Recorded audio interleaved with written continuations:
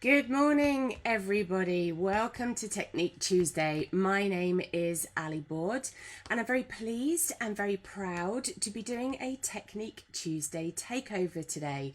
I am coming to you live on the SAA's web Facebook page, but I'm actually broadcasting across several platforms today, both live and on catch up too. So no matter where you are or what time of day you are watching, thank you very much for taking the time and trouble to tune in to this broadcast. Now, if you are watching live and you are watching on the SAA's Facebook page, as opposed to perhaps my Facebook page or any of the other places, please do pop your comments in, send us a wave, let us know where you're watching from, tag me in any comments that you want to make. I can't promise that I will get to all of them because there are a lot of you watching me today, but I promise I will go back through the comments at the end of the broadcast, and I will try to reply to as many as I can. Now, we have got some people that I just want to give a shout out to, simply because they've commented, and maybe I know them or maybe I don't and you're new to me. So let's have a look down those comments. Martina, good morning. Rabina, the lovely Anita Pounder, who you guys know. She's the artist in residence for the SAA. Thank you, Anita, for taking the time to tune in. Who else have we got? Hilary P, Patricia, Mal, who is in Blackpool, good morning. Julie, who is saying hello too. Now, I know that Julie is the other side of the planet, so thank you for taking the time to tune in. Joe and Heather, for all of you who are watching this morning, thank you very much. Now, Technique Tuesday, what is it? Technique Tuesday is a thing that I started doing just before the pandemic hit, where I try to go out live in some capacity every Tuesday morning, and we try to experiment with different kind of media. I do a demonstration, we talk about materials, we help each other out, we try and inspire each other. But today it's one with a difference, a Technique Tuesday takeover, because I'm here on the SAA's page, and a huge thanks to the SAA team for allowing me to do that. Now, why am I doing a takeover and I'm not doing it on my normal channels? I'm doing it because I'm celebrating the start of Dorset Art Weeks. Now, Dorset Art Weeks is normally something that happens every other year, but because of the pandemic, it's kind of got all messed up. So we did it last year, we're doing it this year again, then we have a year off next year. And Dorset Art Weeks is where over 300 artists in my home county throw open the doors of their studios. They invite the general public in to share with them their latest collections of work or gifts that they've produced, and it can be anything. It doesn't have to be fine art, it can be craft, it can be printmaking, it can be woodworking, all sorts of things. It's a really exciting event. Now, I am very aware that a lot of the people who are really brilliant and follow me and support me can't make it through the door of my studio. I'm pointing over there because that's where the door of my studio is. You can't make it because geographically that's not possible. So what I tried to do is I tried to make the entire event virtual and online so that you can take part from the comfort of your own home. And that kind of started in the pandemic, but it worked so well that I thought, you know what, I'm going to do it again this year. And huge thanks to the SAA for being supporters with that. It makes a massive difference to professional artists like me to have the backing of a company that really are behind you all the way when you're putting out events like this. So massive thanks to them. Now, Dorset Art Weeks for me this year is a little bit different. I'm going to be sharing some new work. That's kind of why we're here today, so stick with me. It might be a little bit different. You might not recognise some of the things that I'm going to be doing today. But Dorset Art Weeks is going to be the opportunity for me to share some new work, to show work that I have done previously, work that you might recognise, work from my book, all of those kind of things. But the one reason that I'm going to be doing this is to encourage new members to join the SAA. Now, why wouldn't you want to be a member of the SAA? I'm very proud to be one of the SAA's professional partners. There's a small group of us who assist the SAA with steering it, with helping them out. And of course, they support us too, because we are able to give tuition, we're able to offer advice, we're able to test materials, all sorts of things. Now, it doesn't have to be just professionals that join. There are thousands of you out there who enjoy painting as your hobby, and I'm going to have some really exciting details for you at the end of this broadcast, that if you're not a member, if you're thinking, shall I join the SAA? I'm not quite sure. I'm going to give you lots and lots of opportunity to become a new member and to join us all and to get part in the chat. Now, lots of comments have come in since I've been saying all of those things, so let's just say hello. So Ali D is there, Sue, who is in Perth in Scotland, Joe, Christine, lots of you watching in. Thank you very much for doing that. Now, where can you find all of these things that I'm talking about online? Bear with me while I show you just a few graphics. Now, Dorset Art Weeks, my particular part in Dorset Art Weeks is going to happen over on my website. So that's www.alisonseaboard.co.uk, and it's going to involve the SAA very heavily in terms of tutorials and video on demand content. There's going to be a daily blog. You'll be able to read my ramblings on a daily basis. And whilst Technique Tuesday usually sits elsewhere on the internet, I'm going to be allowing Technique Tuesday to sit on that website so that you can catch it up in the future. Now, of course, if you aren't really into reading blogs and you prefer your fun information in short bursts, then you can, of course, follow me on social media too. I am on Facebook and I'm on Instagram. If you just search for @AliBoardArtist, that would be awesome. And don't forget to share it with your artistic friends. There may be somebody out there that the projects that I'm involved with is going to be helpful to them, might be a little bit of inspiration. If you've lost your creative mojo at the moment, maybe this is the way to get it back. So, if you're watching live, pop the kettle on. If I'm on a device, carry me over to the kettle. Pop the kettle on, because we're going to be together for about 60 minutes, 75 minutes, something like that. But don't forget, if you have to dip out, that's fine. You've got things to do. You have important things in your lives. You can watch all of this on catch up. You can even pop me on pause, and why wouldn't you want to do that? So yeah, like I said, we are going to be doing kind of 60 minutes, 75 minutes. It's not going to be a start to finish demonstration. It's not going to be a following along kind of demonstration, because it's going to be a little bit different. So the first thing that I want to show you today is every day during Dorset Art Weeks, I am going to choose a particular theme. They're going to be different subjects every single day to share with you. And that can be because you're thinking of investing in an original painting. It could be that you're thinking of painting something very similar and you'd like a little bit of help with that.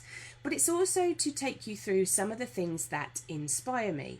Now, we're kicking off today, day one. So although Dorset Art Weeks actually officially starts on the 14th, today is the 10th. I had to look at my computer then. So we're doing a few little pre-event broadcasts. Today's is the theme of the day is Fox, okay, good old Foxy, and I'm going to show you why we're kicking off with Foxy today. Now, this is the Dorset Art Weeks brochure. If you're coming and visiting in person or you're joining us via the app, then this is what you need to look out for. And I'm just going to take a few minutes out because I want to say some hellos. Anne, who is in Stockholm in Sweden, hello, thank you very much for tuning in. Sharon is saying hello, Ali. Hello, my lovely. Linda P is there. Julie's eating her tea and a glass of wine. That tells you what time of day it is, where she is. Jane, lovely Jane Pooley, hello, my lovely, is sitting by the hotel pool in Tenerife. We're not going to feel sorry for you at all. So thank you very much for taking the time to tune in. Now, like I was saying, this is the Dorset Art Weeks brochure. Isn't it awesome? It's got listings of all the artists that you can possibly find across the county. Let's find that central map. I'm not going to be able to find it now, am I? Typical. Never can find it. Yes, there we go. Look at every little one of those dots is a studio that is open to the public. Lots of us there, aren't there? Just Dorset is filled with amazing artists, aren't we lucky? And if we zoom in, just in case you ever wondered where I was on the south coast, I'm just there. Number 63, kind of just out on the right hand side, part of the northeast section. And let's take you over to my page because I wanted to explain to you why we chose Fox as the symbol. when you are months and months and months and months ago, you are asked to submit an image for this brochure.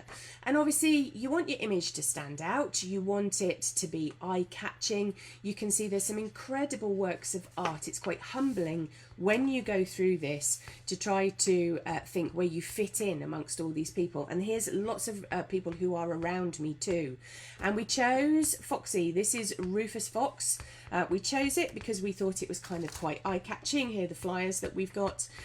I liked the fact that it was kind of looking in. That was a bit of a gamble because I could have been down here and he could have been looking out of the brochure, but actually it works quite well. It's kind of quite bright colours, and I think it works okay in the brochure. You wouldn't think that this was something that you really had to consider when you're choosing the image for your advertising. So it made sense that the first image of the Dorset Art Weeks was going to be Foxy. Now, I have some other things to talk to you about too, because I've got all of that in my head. I've got Dorset Art Weeks and I need to be thinking of an online event, and I need to be working with people like the SAA. I've done some collaborative work with my mum again. If you took part in the interactive version of Dorset Art Weeks last year, you will know that mum and I worked together. But this year, I have a new collection of work on the horizon. It's something that's going to happen later in the year and possibly definitely into early 2023. And so I thought this was the perfect opportunity to start sharing that collaborative work with you. Now, it's a little bit different. I am working at the moment with a fabulous poet called Andrew Doughty. Now, if you follow my work and you know of my love for using text, it will make perfect sense to you. But I do like to include words in my work. I've used poetry, I've used quotes, all sorts of things. I've tried to write creatively myself. That didn't end well. And so I sought out somebody that I could work with who was inspired by very similar things to me. And Andrew Doughty is definitely the person that fits that bill. Now, Andrew isn't a professional poet as such. This is something he does for his own mindfulness, for his own creativity. But do go and follow him. Do find him. I'm just going to look at my notes. Do go and find him on Facebook. So he is Andrew Doughty Poet. So that's Andrew, Doughty Poet. Go find him on Facebook.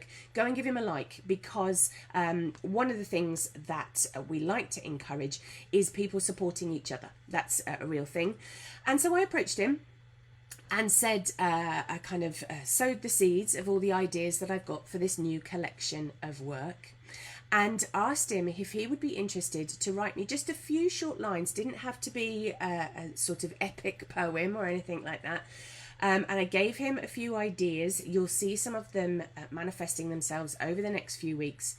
And I said, right, well, the first one we're kicking off with is Fox. Now, Andrew is also a fabulous photographer as well, and gave me free range to use his photographs.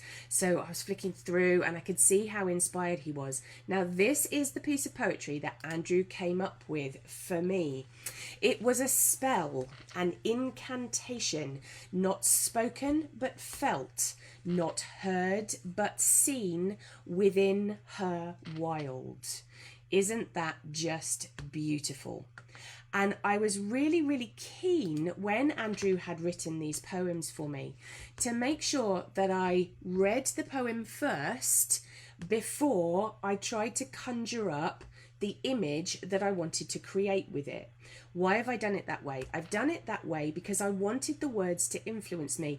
I didn't want it to feel like, here's a painting and I've just assigned some words to it. I felt that Andrew's work needed more than that. It needed more input from me. So I have several poems of Andrew's that I'm very excited to share with you in the future, but that is the first one. And so what I wanted to do was to create some rather special artwork that was that is eventually going to be a selection of new work, new publications, all that kind of thing. So it is work that I would do away from my tuition, and Andrew's poetry is just going to fit in. So let me take you to the overhead camera and I will talk you through the place that I've got to with this particular painting, and then I'm going to share with you some new techniques. So let's take you to that and let's show you this little bunch of things that I have got here, because you might be interested in how I constructed it. So like I said, the text was conjuring the image, and I had lots of ideas in mind, one of which was this idea that Andrew or myself had kind of come across this fox, that we'd kind of happened upon her, that it wasn't something that we kind of set up, that we just kind of came across her. And whilst Andrew did absolutely share his photographs with me, I found another photograph, a royalty-free photograph, which was this one, which is of this beautiful sleeping fox. And I thought, oh, do you know what? That kind of sums up this kind of chance meeting, this idea that we came across each other in some sort of shady woodland glen somewhere. So that was one of my starting points. And then the other starting point was to think of all the things that I see in the woodland around my house. So we have oak trees in the bottom of the garden. We've got that kind of cuckoo pint plant. I went and had a good walk around, went and sat in the wood for quite a long time, and eventually came up with this design. So as you can see, I know it's a little bit dark in the camera at the moment, but there is a reason for that. Don't adjust your sets, we'll get to that. So I took that sleeping fox, I took some of the motifs that I had been working on, all of these things being constantly influenced by my garden. Now, if you are a regular follower of mine, you will know of a project that I'm working on at the moment called Plan B, where I'm trying to turn my garden into a wildlife friendly environment to understand it a little bit better. And these are all things that I would find in my garden. So we have oak leaves, we have ivy leaves. And if you're wondering what the kind of knotwork border is all about, I am always and have always been very heavily influenced by Celtic design. It is part of my Welsh heritage. But when I started to investigate links between Dorset and the Celts, I found that there was not only a very strong Celtic tradition in my home county, but actually where my house is, where my house was part of a huge number of Celtic settlements. So it sort of felt appropriate that I was going to use Celtic design as part of this to kind of tie it all together. Now, it's very interesting, I think, how I put this together. I used a lot of tracing. Now, we've had discussions in the past before, some of us, haven't we, about tracing, about being told that tracing is cheating necessarily. You know, if you know me well, that I take huge amount of umbrage with that. I don't think it's cheating whatsoever. What I do is I make my designs on individual little bits of tracing paper. They don't all work sometimes I abandon them, sometimes they work really well. This particular one here is actually a design for something else, which hopefully you'll get to see during Dorset Art Weeks. And here's the knotwork designs. I am not going to be drawing knotwork freehand and trying to get it right on good quality watercolour paper. I'm going to draw it on tracing paper first, attempt to get it right, and then I can use it as a repeating pattern.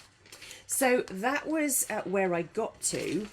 And I was quite happy with this, and then it sat on the side whilst I was preparing for this series of demonstrations, and I sort of lost confidence with it.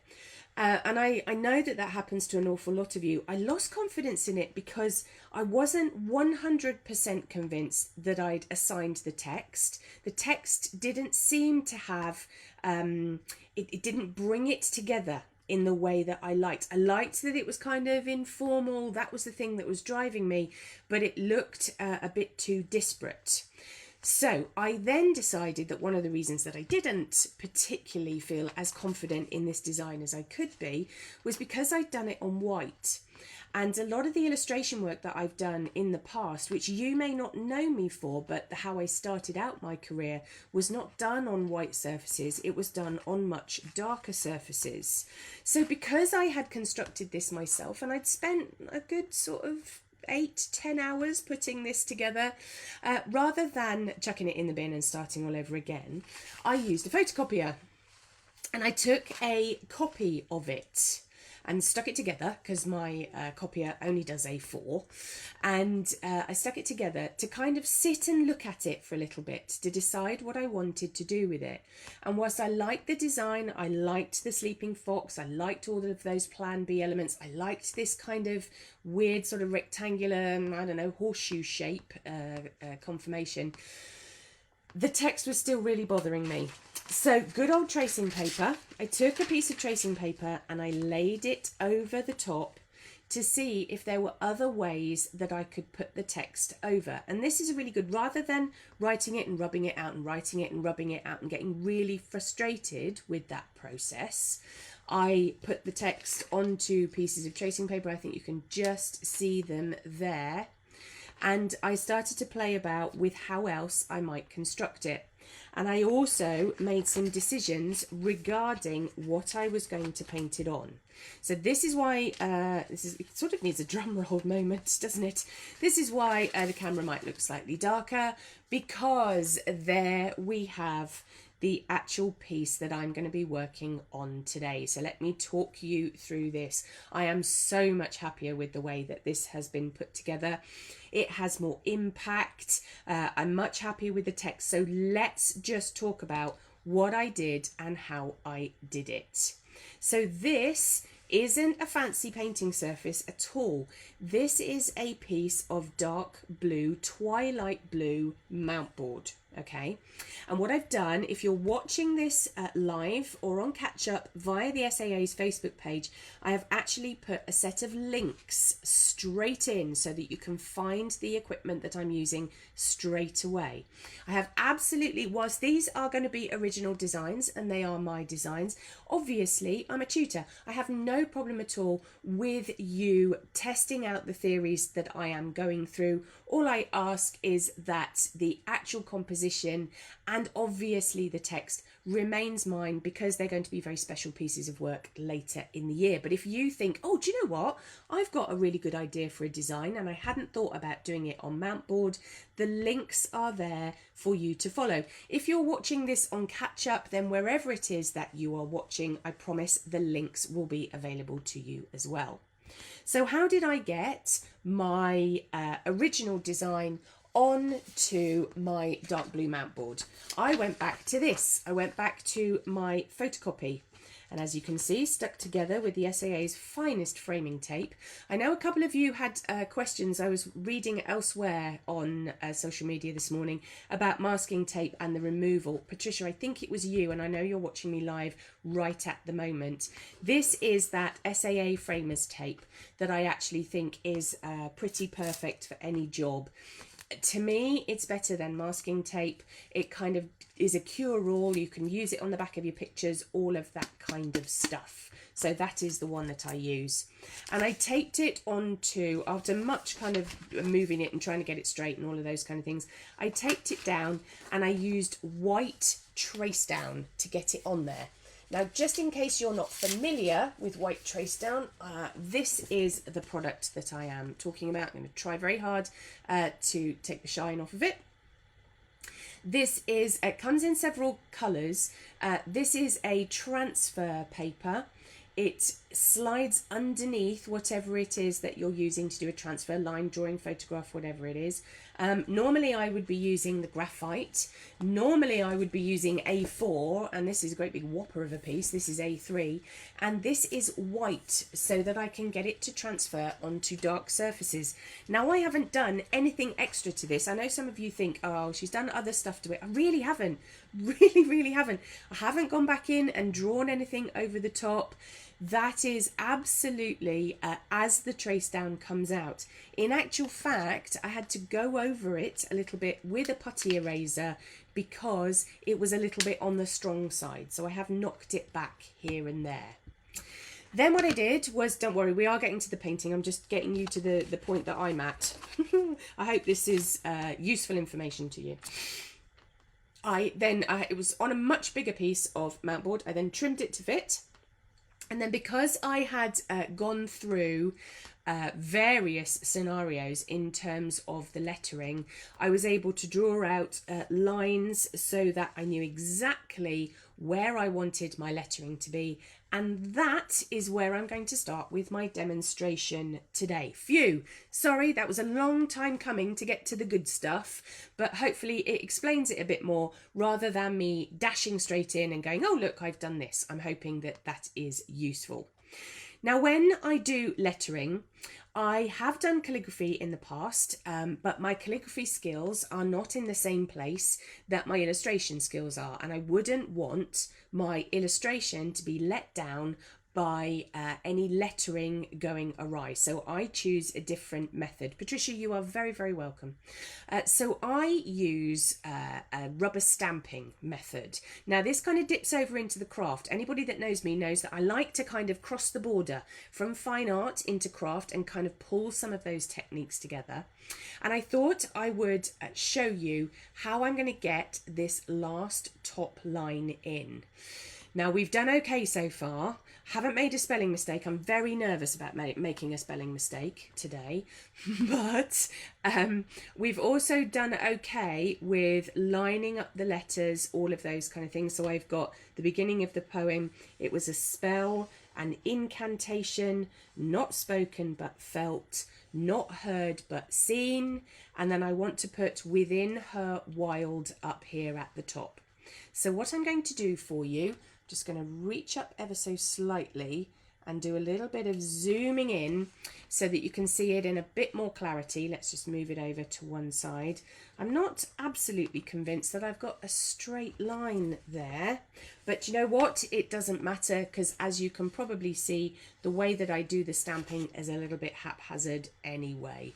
That little line was put in rather late last night, and so it doesn't surprise me that it's a few millimeters out.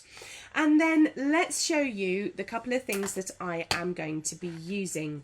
If you have watched me do some demonstrations before, you'll know this is a bit of a standard way of working for me. I have this set of alphabet stamps. I've got them in lowercase, uppercase and numbers.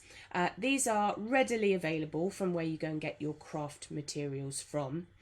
And I like them as individual letters. I also like the fact that they kind of look slightly typewriter printed-ish. I use this kind of type in my logos, so it kind of fits with me. And it also allows me to get away with the slight sort of haphazard quality. Now what I'm going to do before I do any stamping at all is I am going to work backwards. So as you can see, I've got a little line there, which is my end point. That's vaguely where I want the end to be. So I'm going to pencil in the letters that I want. So I've got to work backwards, and then I can absolutely double check that I don't make a spelling mistake either.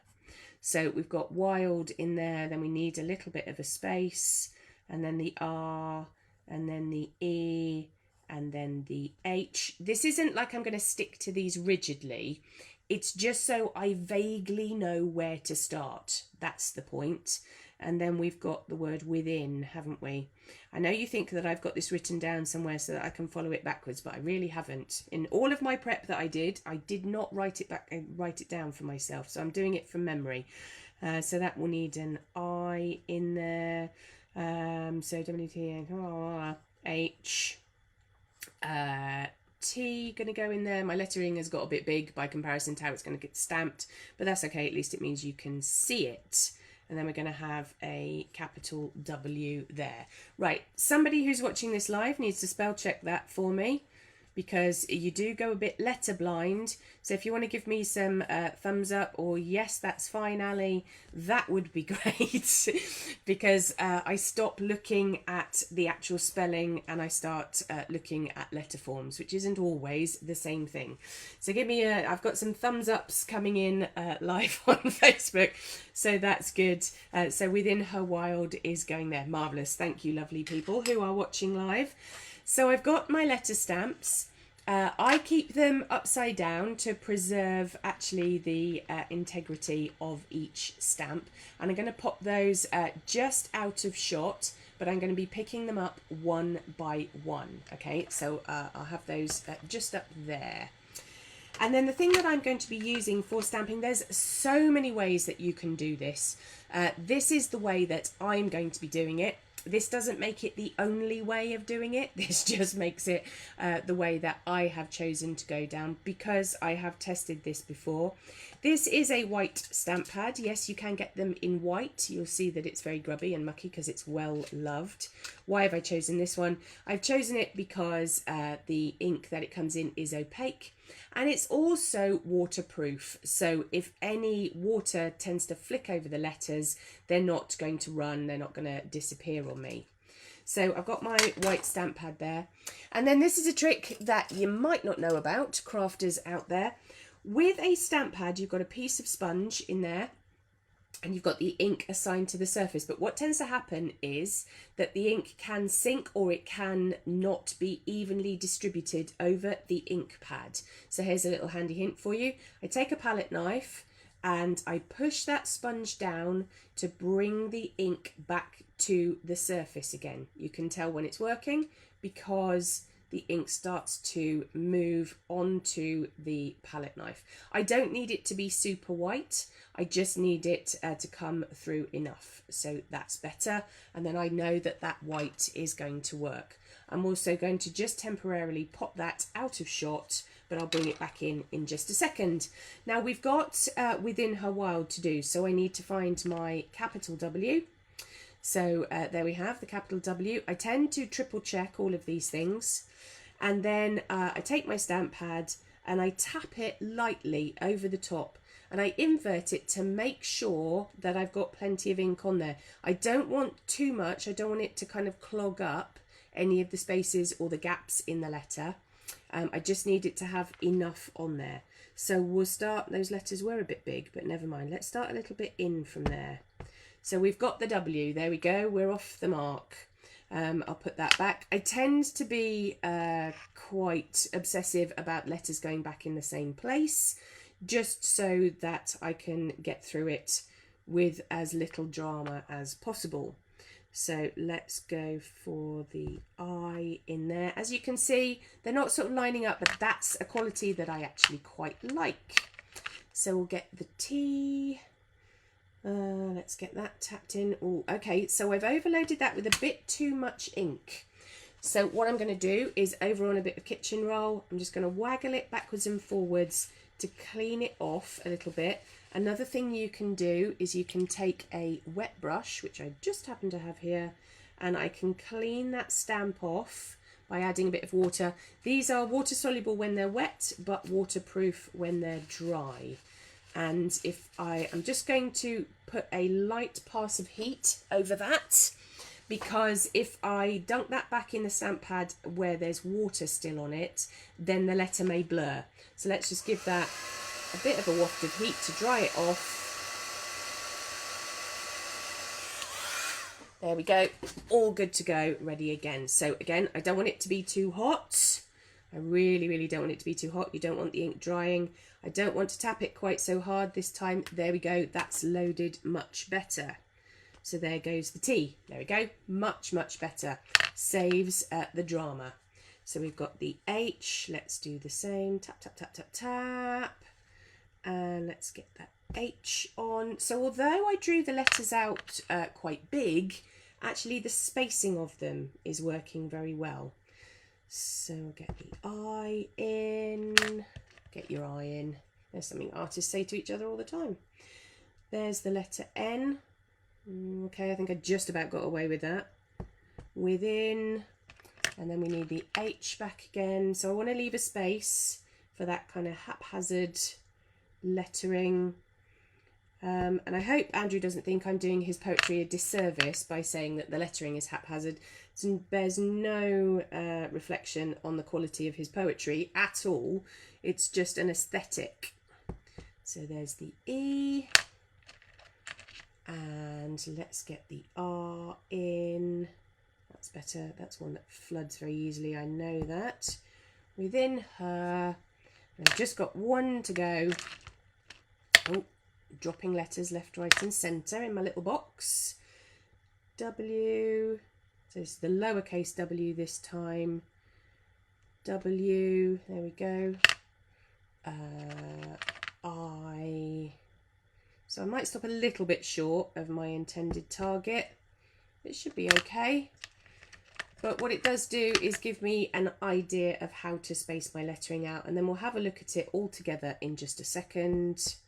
L. Now, I get very nervous with D's and B's and P's and Q's in letter stamping because they all make your head hurt because they're all the wrong way round. So that is definitely a D. Look, I'm double checking because honestly, in the stamping set, those 4 letters all look the same. So we'll put the D in there, and actually because that is the end of the poem, what I can do is make that all fit. I've got a tiny little full stop there, look, which I'm not going to need to tap very much at all. Very, very lightly indeed. And we'll pop that next to the D, and then that finishes it off. Now I know that you can see the pencil underneath at the moment. I'm not going to be rubbing that out yet. I'm going to be making sure that everything is super dry before I even go anywhere near that. These probably, if I was working just on my own, would need to be cleaned straight away, but I'm not going to do that. You don't have to worry about that. And then let's zoom out to see that lettering in context with everything else. Okay, so that works all right, doesn't it? Okay, I'm really pleased with that. But I do need to give that a little bit of a dry before we carry on. So just bear with me a second. I don't want to be smudging it or messing it up in any way. So let's give that a good old dry. It's on this mount board, so the mount board takes quite a battering when you want to paint on it. It's actually a rather incredible surface to paint on. Now, if you know my work of old, you will know that I normally paint very quickly indeed, that I don't kind of hang around. And so this is a real different consideration for me. Oh, thank you. Anita is saying looks amazing already. That's very kind and a very lovely compliment coming from Anita, considering the quality of her own artwork. You will know that I put paintings together at full speed. It's very impressionistic. We throw things at it. Well, this is a different part of the work I do. This is the kind of illustration, the more carefully considered. And so there is no way in a million years that I'm going to be able to get to the end of all of this today. We wouldn't even get anywhere close to the end today. So what I thought I would do is I would talk to you about how I select a colour palette for this, and then show you some techniques for gouache and maybe a couple of other things at the end if we have time. And I'm going to work on a little section of it down here in the corner, or actually maybe I'll work on this bit up here, which is going to be easier for me to work on and easier for you to see. It really doesn't matter. So how did I select my colour palette? Let's share with you a few tricks. Now, when I trimmed this piece of mount board, I had some offcuts, and so I didn't throw them away. I kept them, and I kept them so that I can test colours out on them, so that I can make decisions away from my painting rather than having to change my mind halfway through doing something. They become very useful. And of course it would have been super easy for me to, I knew what paint I wanted to use on this, and I'm going to be using gouache. For those of you who haven't had a go with gouache already, I'll share with you some tricks for the things that I do. But I didn't want to sit there mixing to select my colour palette. So I did this instead. I actually used some coloured pencils to select my colour palette. I got my set of coloured pencils out and I went through them all, trying to decide which elements of the painting I wanted to be what sort of colour selection. Now, the one thing that I really can't change is Foxy. I can't change her because I want her to look relatively naturalistic, all right? And in that case, I need to pick Foxy colours. So I returned to my piece of reference material and looked at all the colours that are involved in making her. Doesn't she look beautiful? She's just beautiful, isn't she? Looked at all the colours to make her look really realistic and three-dimensional. So went through my pencil collection, picking out some of those kind of tan colours, something a little bit brighter, rusty, but also looking at things like grey and a dark blue maybe, possibly instead of a black. A white, although it doesn't look very white on that piece of paper. I made a mental note that if I want her to really stand out, or I want my highlights to stand out, then I'm going to need something super white. And maybe a kind of lavenderish kind of colour for some of the shadows. If we look back at her again, you will see that not all of her whites are white. They've got another kind of cold element in there and a little bit of grey too. So I was looking at that. So that was kind of set in stone. So you can see I labelled it Foxy. And then I thought to myself, well, what other colours can go with that?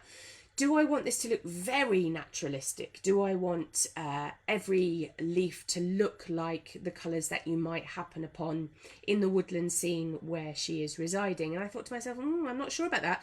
I'm not sure that I want it to be absolutely perfectly naturalistic. I do her, but maybe I could deviate from that a little more. And so I wrote leaves down on my colour swatch, but actually I went to the knotwork part of it first, because I thought, oh, this bit, this kind of border that I've put in needs a colour consideration too. Now, of course, we're in my favourite part of the colour wheel, aren't we? We're in the blues, we're in the cold colours, we're in the kind of lilacs and violets and purples and those lovely kind of cold colours. So that was kind of easy to pick. And if you know your colour theory at all, you will know that orange and blue are opposite each other in complementary pairings. And so I thought the blues of the knotwork and the lovely warmer, rich colours of Foxy would go together quite well. So I was there scribbling away with my pencils. And so actually the leaves fall kind of in between those two things. I didn't want them to all be very similar colours, but I didn't want them to deviate too wildly from this lovely kind of combination that I've got going on as well. So I went down my route that I always do, going for turquoise. And I started off with a sort of pale, a mid and a deep turquoise. And then thought to myself, actually, I do want a little bit of green in there too. But because I've gone for blues and because I've gone for turquoises, I reckon I will get away with a few greens as well. So I've got that chart. That doesn't have to be set in stone. I've also got a couple of other things down here, which I'm not sure if the camera will pick up. They look like kind of white and yellow, but they're silver and gold because it's got to have a little bit of bling on it somewhere, hasn't it? It's one of my pictures. So I've got that. I can add to it. I can discount some of it, but I've got that as just a nice piece of reference ready to go. And then I started testing out my gouache colours, and I'll talk to you more about how I chose my gouache colours in just a second. But you can see there I've tested them out on a little strip. They're much stronger and brighter than my coloured pencils are, but there you go, you've got that lovely kind of rich colour. Now, gouache. What is gouache? Just in case you're not aware of what gouache is. Gouache is a kind of a medium that can sometimes be overlooked. I use it an awful lot because I have a secret love for gouache, because it's where I started to paint. It's what I taught myself to paint on. I just liked where my parents had their art material shop. There used to be hundreds and hundreds of colours on gouache rack, and I think I was more attracted to that than I was actually what the paint could do for me.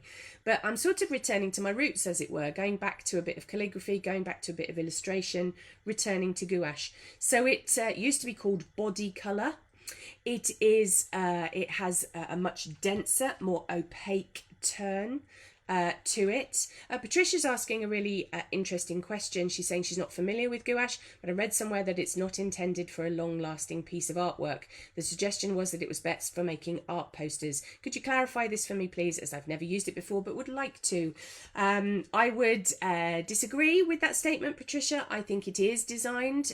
In fact, there are several pieces of work in people's collections where I have used gouache. I'm going to also point you towards Jeremy Ford's fabulous book on gouache and his DVD on gouache that I know the SAA have in stock, because he talks about it in terms of a fine art tool. He also talks about it in terms of an illustration tool. And these are made by Daler Rowney. I've got some Winsor & Newton ones here as well. These are not made by companies who intend it to be a disposable medium. They have light fastness behind them. They have permanence behind them. You can see they've got high permanence rating. These are quality colours, okay? This is used, like I was saying, it used to be called body color. It was developed with a conversation between JMW Turner and George Rowney, as in Daler Rowney, because Turner wanted something that he could use on coloured paper. And so it used to be called body colour because it had extra body in it. So personally, I am of the opinion that if it's good enough for Turner, then it's probably good enough for me as well. So that's the tubes. You can use it straight out of the tube, and you can just mix it up with a little bit of water, apply it. You're going to get different consistencies producing different effects on the paper. But of course it's me, and so I have a different system. I'm just going to pop this to one side because I'm very nervous about it, and I'm going to show you my little gouache tin because this is possibly of interest to you. One of the drawbacks of gouache is that if you mix up a particular colour on a palette, you've either got to save that palette or you've got to remember how it's a pleasure, Patricia, you've got to remember how you mixed it together ready for the next time. So this is my little illustration tin. This is where I pre-mix my gouache colours together, and then I can go back. I don't have to know how to remix them because they're all there. It's the same system that I use for my watercolour paints. So it's just got a little bit of variation in that I squeeze my colour out into my pans. I add a little bit of water. I stir it. I've lost my stirring tool with this thing. I don't even know what it was or where it came from, but this is my gouache stirring tool, and then I leave it in the pan, and you can reconstitute it with a little bit of water next time. But what it means is, look at those colours that I've got there. That is one tube of a, which colour did I use? I used the marine blue gouache, and then I added varying amounts of zinc white to it. And what that does means that I've got varying shades of the same colour. Actually, technically, those are called tints. If you add white to something, it's called a tint. If you add shade to something, that's usually when you add black to it. And if you add grey to it, that is what's called a tone. So you've got tint, tone and shade. So I've got various tints here that are all there. They've dried out in the pan, but just to prove to you that the system works, I've got my brush and my pot of water here, and all I need to do is to roll that brush, it's a damp brush, into that paint, and it's good to go again. And so I don't have to learn how to mix all my colours up, and it means that I can be working on a project. If I have to do some other work, I can set it to one side, come back to it at any point, and my colours are all there ready to go. Don't forget, if you are watching this live or via catch-up, the links to some of these products are in the comments. So I hope you find that useful. If you've worked with gouache before, or you've not worked with gouache before, and you're thinking of kind of dipping your toe in it, or if you use a similar system, or you've never thought of using this system before, then stick it into the live comments. It would be lovely to hear what your experiences are. So I'm just going to pop that to one side without spilling any of it, because that is usually my MO. Got to make sure that I've not got any of it on my hands. And we'll get the drawing back in, shall we? So what I thought I'd do this morning, let's do one of the little oak leaves, and then let's work on this bit, shall we? Just up here. We'll do one of the oak leaves and one of the ivy leaves for you. Now, obviously, if I was working on all of this, I would probably block it all in with colour, and then I'd go back and do my shading. But that's very dull for you to watch, because I wouldn't get very far. So let's just work a little section of it up so that you can see it in lots of detail. I'm going to move my board, just bear with me a second. There you go, so you can see it nice and clearly. This is the section that I'm going to work on. I'm going to have my little colour swatch somewhere near me so that I know what it is that I am aiming for. And I think the first thing I've got to decide is which leaves, are my ivy leaves going to be turquoise, or are my oak leaves going to be turquoise, or am I going to do combinations of those two things? I think it's far too limiting if I say one type of thing is one colour set and one type of thing is another colour set. I think I'm just going to go on how I feel at the time. And how I feel at the moment is I feel that this should be a selection of greens. So what have I got in my hand? I've got good old trusty bit of kitchen roll, and I have, as ever, my favourite SAA imitation sable brushes. So I've got those. I have also, so here's all the brushes that I've got. If you know me, you'll be thinking, crikey, Ali, those are a bit on the small side. I've also got a couple of the SAA's silver brushes too. Just simply because if I load a brush up with one colour, I don't want to be washing it out and going at it. I try to grab as many brushes as I can in the small sizes so that they can be loaded up with colour and I don't have to keep washing them out. Like having different coloured pencils at my disposal, really. What are we going to start with? I've got my pot here. Let's start off with this imitation sable number 4. So I'm going to wet that.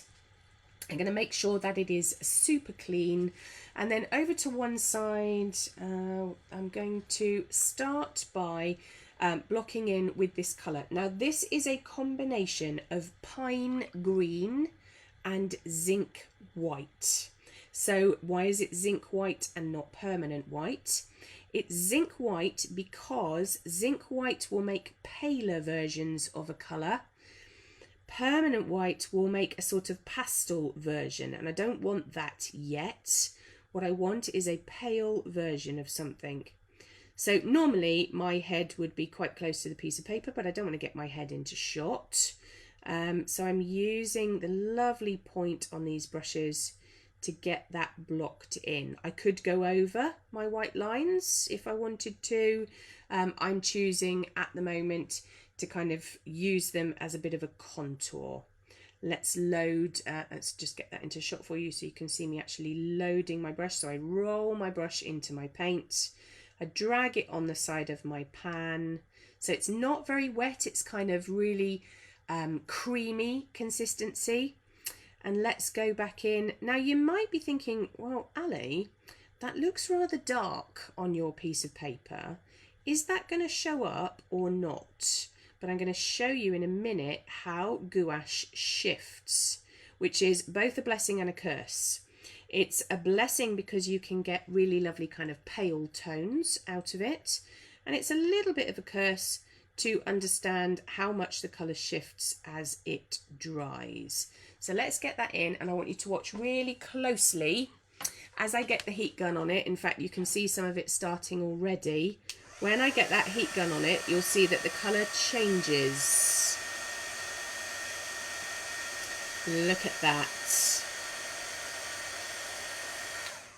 And so the general rule of thumb with gouache, it doesn't happen every time, but the general rule of thumb is that if you have a dark colour, it dries slightly paler, and if you have a pale colour, it dries slightly darker.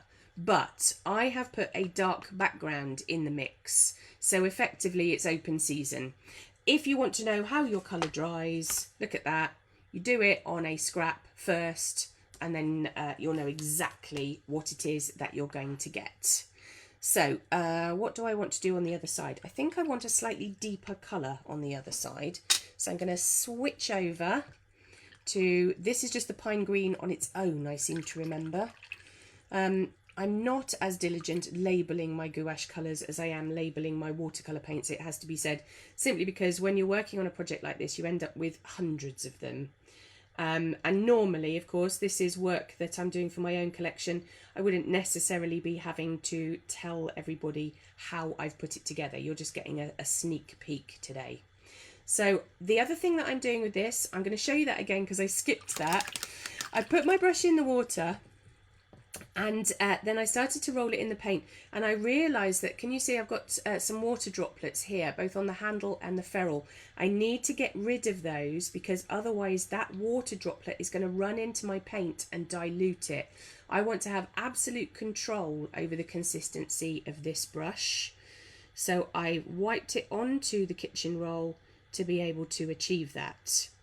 So we've got a slightly deeper pine green in here that I'm going to use over the top. Now again, it might look like it's totally disappearing on the surface, but I know that it's going to dry paler. Now this might look very blocky, and it might look like it's got a white outline on it at the moment, but I've got some other things up my sleeve for it. Now we are coming up to an hour since I started.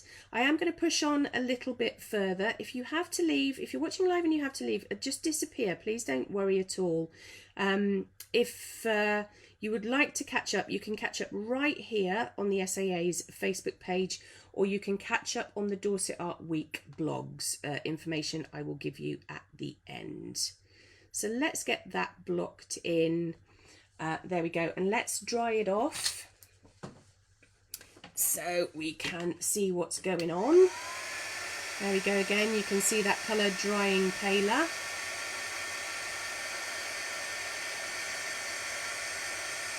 Fabulous. So now I can start to play about with it. And this is how I would approach all of them. We're not going to get time to do the ivy leaf today. So what I'll try and do is we'll look at some of the techniques on this oak leaf. My next port of call would be to work back in with a slightly different colour. So we're going to go for that turquoise. Now this is the marine blue with, it's about half and half marine blue and zinc white together. It's a little more liquid than I would like it.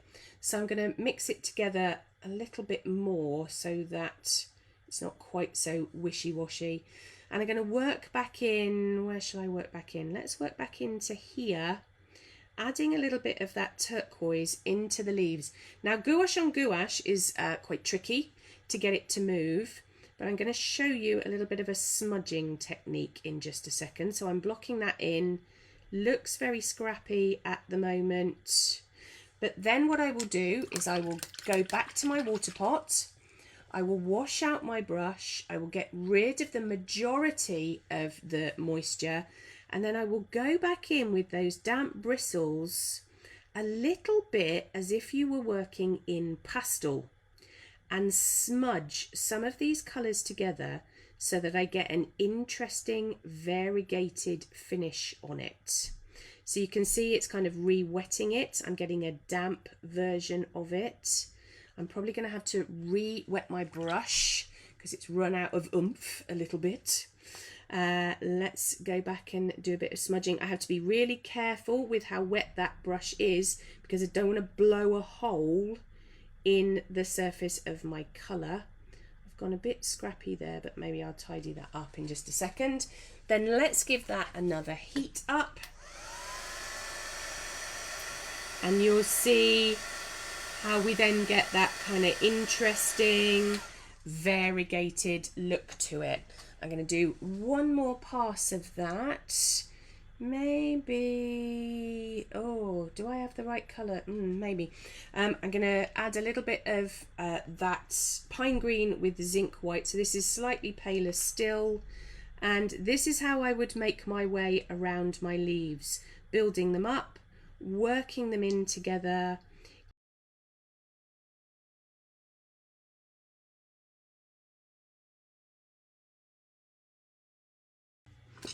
Hello everyone. Oh my goodness, my goodness, my goodness. Hello. My goodness.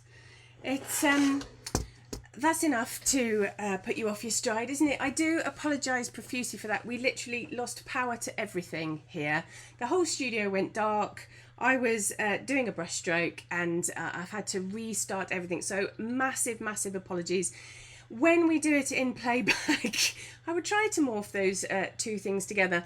If there was somebody that you know was watching, tag them in the comments so that they can come straight back. There were an awful lot of you watching, so huge apologies. I have no idea what set that off. Just cut the feed to everything. So shall we carry on where we left off from? If you are watching this on catch up because you had to disappear, my apologies for the power cut. It was going so swimmingly. Anywho, let's get back to the most important part of it, which was this painting. We were talking about gouache. We were talking about the smudging technique. We were talking about how we were putting that together. And what I was about to do was dry it. If the power goes off again, what I will do is I will try to record the ending of my demonstration, and then I'll put it all back again, and I will get the SAA to point everybody in the right direction. So shall we carry on? What I was about to say to you was that actually after you have done some gouache, or after I have done gouache on a piece, one of the ways that I finish it off is with a little bit of outlining. And so to show you how I do the outlining, I'm going to get rid of my piece again, and I'm just going to show you one of my little test strips. Lovely Julie is saying, "Oh, good Ali, no stress." I think I'm going to need to lie down in a dark room after this, Julie. You've never seen me run around the studio quite so much in your whole life. Now, what do I use for doing my outlining? What I use is a product called Posca. These are Posca Pens. They are paint markers. This is something I use no matter whether I'm doing illustration or in my fine artwork. They are particularly lovely pens to use. They are an acrylic paint, which means that they are water soluble when they are wet and waterproof when they are dry. So what I'm going to do is I'm going to give this a shake. You might just be able to hear there's a sort of a little ball bearing kind of effect in there. And if it was a brand spanking new pen, then what I would have to do is pump that tip up and down to get the ink to flow. But because this is a pen that I have used multiple times before, the ink is already flowing. Now this is an aqua green Posca pen. This is a pin type, so you've got, it's about a 0.7 in width. Julie is saying there are always gremlins waiting in the wings. I thought I dodged the gremlins, Julie. Who knew? But look how the Posca pens show up on this lovely dark surface. So I'm going to be able to add highlights. I'm going to be able to add contouring, some linear work without having to struggle to use a very fine brush and a very steady hand. So these are going to work really well. Now, why do I love them so much? I love them because they have lovely opacity on a dark surface. I love them because they dry waterproof, so I can layer them up. But I also love them because if you catch them when they are wet, if you take a damp brush, so that same sort of consistency brush that we had for smudging the gouache, what you can do is pop a wet brush back into them and you can blend them out ever so slightly. Let's show you that in a slightly bigger area. So I can take that colour and I can move it elsewhere, which means that I don't get such a rigid line with it. So I can do some contouring, but I can soften various elements of it, okay? So we've got that kind of nice ability to be able to soften that edge. So let's bring our oak leaf back in and let's see how we can apply those principles to this piece of work. So I'm going to have my little test strip there. I'm going to go back around part of my oak leaf. So let's go in and around and up there.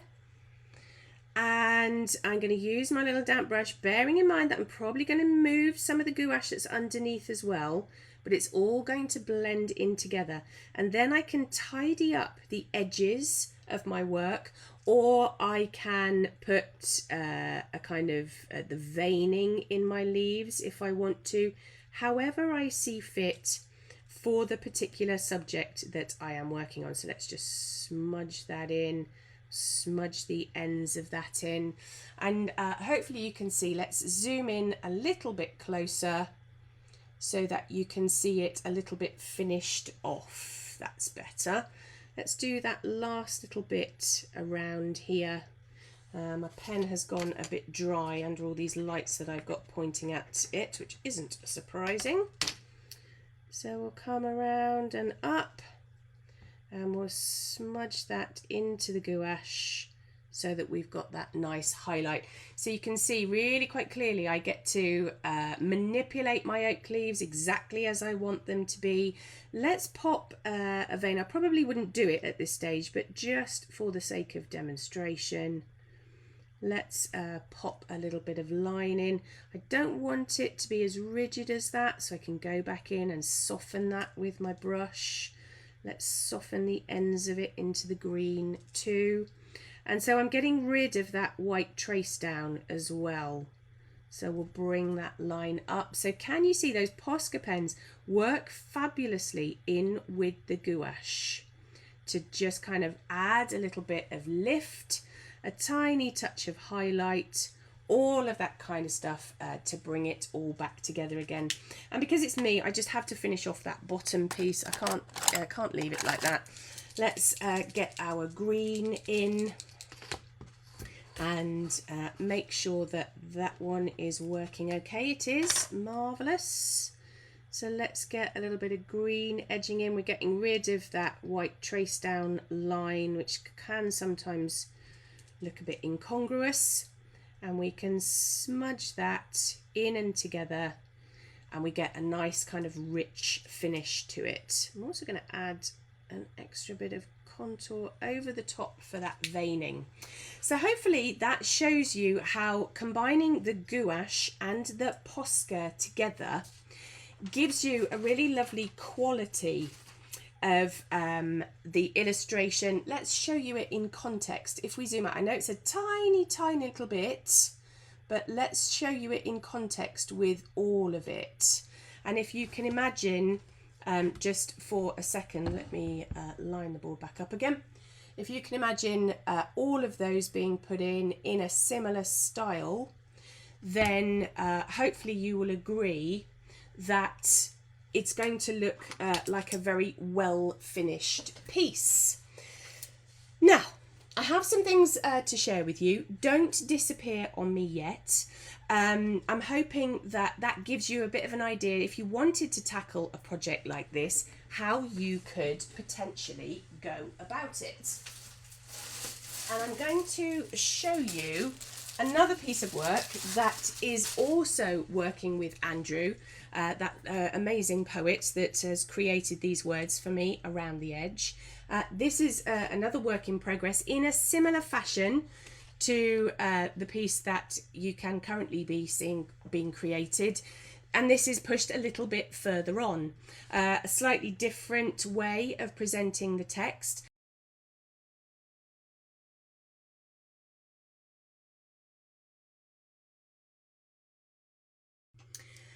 So eventually the power did come back on, and I was able to pop some bits and pieces together to complete my demonstration. I do apologise profusely for that.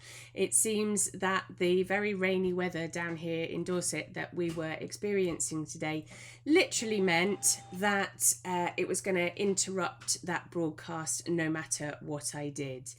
So I'm going to splice everything together for you. I'm going to continue on with the demonstration, and we'll get to the end of it together. So let's go back to where we were, shall we? Here it is. We were talking, before we were so rudely interrupted by the power company, about putting gouache onto the leaf. We were using Posca. I'm actually going to do, as we were so rudely interrupted, I'm actually going to do a little bit more to that leaf, because I think you deserve a little bit extra. before we say our goodbyes today. So let's pull that down so that it's in shot, and let's get right in close and personal now. Let's get right into the nitty-gritty of that so you can see it. So you're probably noticing that it's a little bit patchy at the moment. I think that's probably got more to do with the fact that we were interrupted during the broadcast and I sort of lost my focus. But one of the things that I can show you that gouache does really brilliantly is its ability to be able to go back in and to layer it up. So here we are, this is what I was talking about earlier. Loading up my brush, I've got to a number 2 size brush now, and I'm going to remove all that excess moisture and go back in. I'm going to do a little bit of tidying because let's face it, I was a little bit blindsided earlier. So we're going to go in, we're going to tidy some of those elements up, add a little bit of depth and shading to it, and then we'll add some highlights.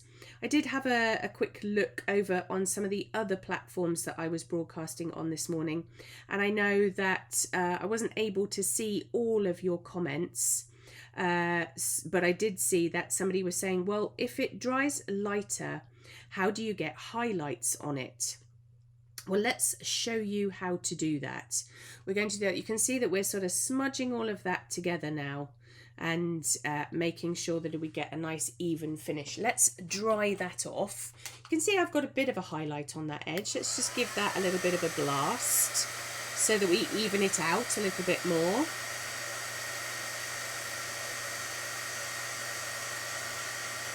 There we go, that looks a lot better. And then we'll go back in with one of our much paler colours. And now I've switched to a Winsor & Newton colour. This is called Cobalt Turquoise Light, but I have actually popped a little bit of zinc white in with it because I want it to look quite fresh by comparison. So I'm loading up my brush. I had pre-mixed that in the pan as we were discussing. And let's tap a little bit of colour into those leaves for a highlight.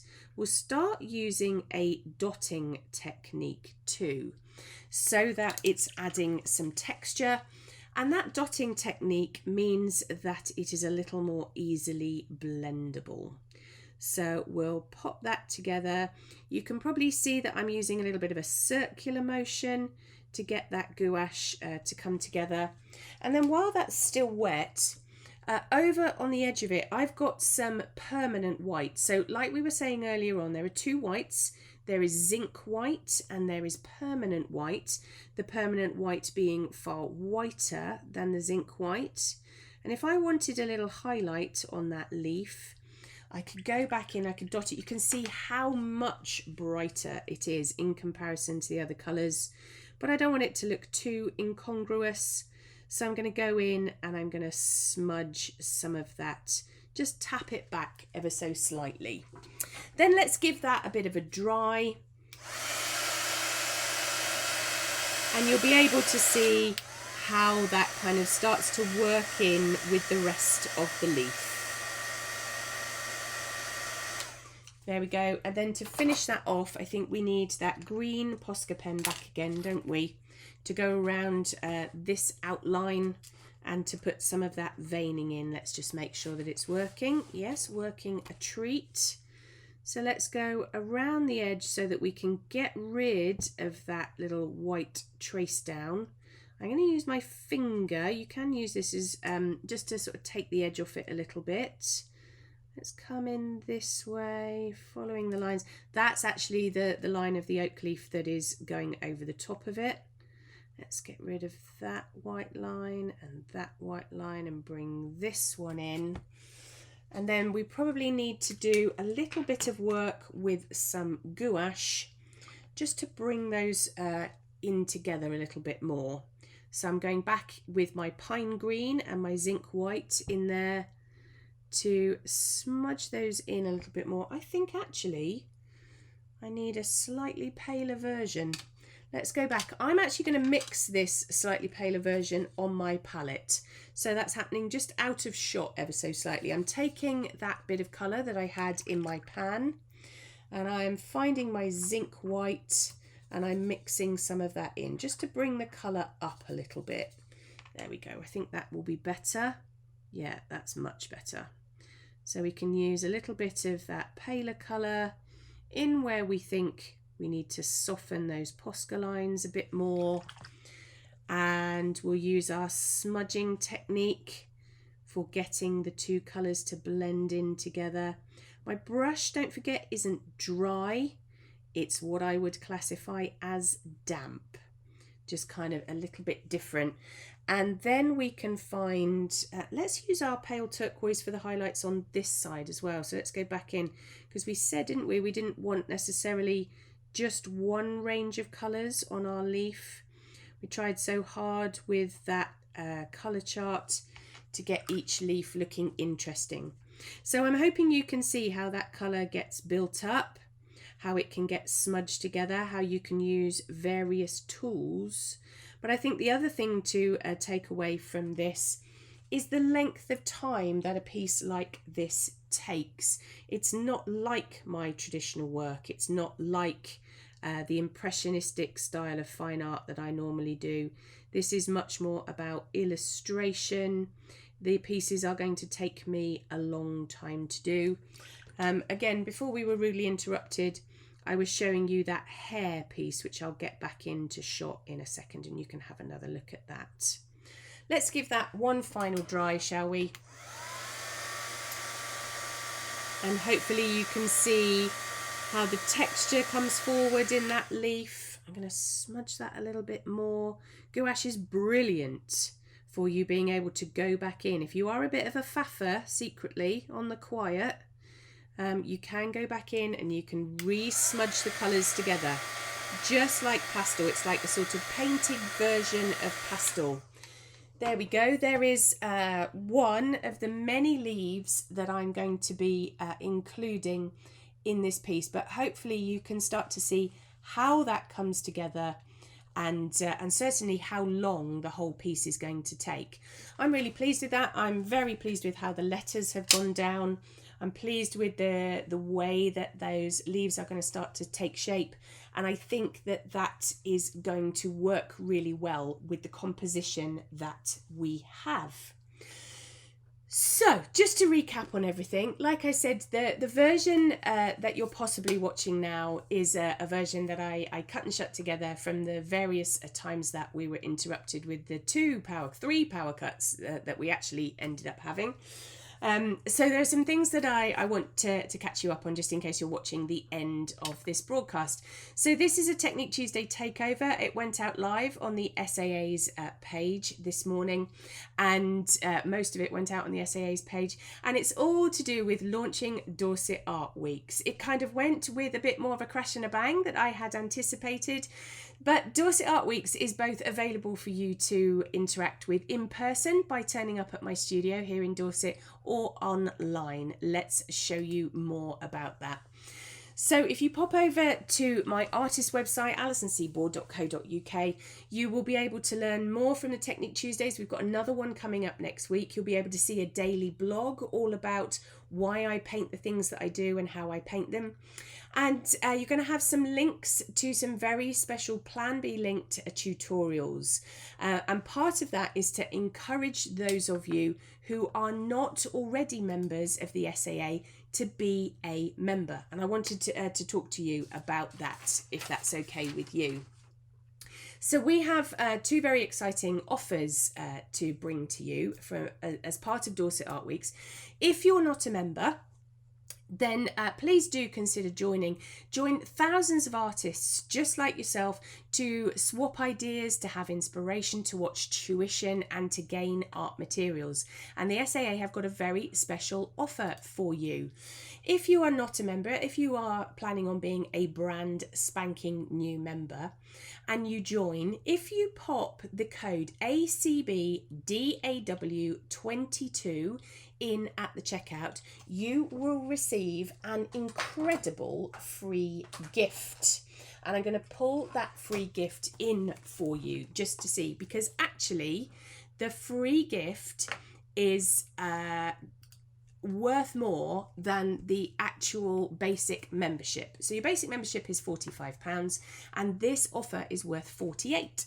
And it is one of my pads, my Saunders Waterford watercolour pad there with the dandelion on the cover. It is one of the SAA's imitation sable brushes, and also one each of my new collection of watercolours. So it is cobalt blue, ultramarine violet and black iron oxide, and that will be part of your joining offer. You can see that code scrolling in front of you, ACBDAW22. Now, don't forget to go and give Andrew Doughty a bit of a follow on Facebook. So that's Andrew Doughty Poet, and Doughty is spelled Doughty. Go and give him a little bit of your support if you can. And if you want to follow me on social media, you can do that at Aliboard Artist on either Facebook or Instagram. And don't forget to share it with anybody that you think might be interested in following along with what I'm doing, getting involved with Dorset Art Weeks, any of those kind of things. I really hope that you enjoyed the demonstration, as interrupted as it was today. We'll have a stern word with the weather and the electricity company, because I am going to be back with you next week for another Technique Tuesday takeover live on the SAA's Facebook page. We're going to be looking at a sunflower for that one. So it's part of this series of work. We're going to be looking at another poem that Andrew has constructed with me, and we're going to be doing a bit of maths next week too. So I very much hope that you can join me. Until then, thanks ever so much for sticking with me. You take lots of care, won't you? And I'll catch up with you soon. Bye.